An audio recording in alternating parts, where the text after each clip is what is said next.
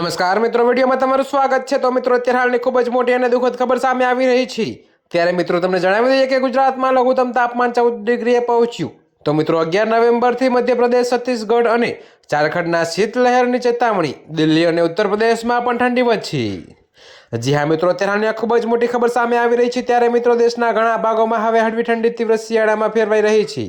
જોકે ગુજરાતમાં પણ ઠંડીનું જોર વધ્યું છે, જ્યાં લઘુત્તમ તાપમાનનો પારો 14 ડિગ્રીની આસપાસ પહોંચી ગયો છે। જોકે આજે ગુજરાત સહિત રાજસ્થાન અને પશ્ચિમ મધ્યપ્રદેશમાં પણ ઠંડીનું મોજું ફરી વળે તેવી સંભાવના છે।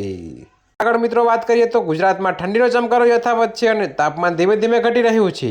તો રાજ્યમાં લઘુત્તમ તાપમાન 14 ડિગ્રી નોંધાયું છે, જેમાં નલિયા સૌથી ઓછું 14 ડિગ્રી તાપમાન ધરાવતું શહેર રહ્યું હતું। તો મિત્રો અત્યારે હાલ માટે આટલું જ। મળીશું નવી અપડેટ સાથે। અને જો તમને અમારા વિડીયો પસંદ આવતા હોય તો વિડીયોને લાઇક, કોમેન્ટ, શેર અને અમારી ચેનલને સબસ્ક્રાઈબ કરવાનું ભૂલતા નહીં મિત્રો।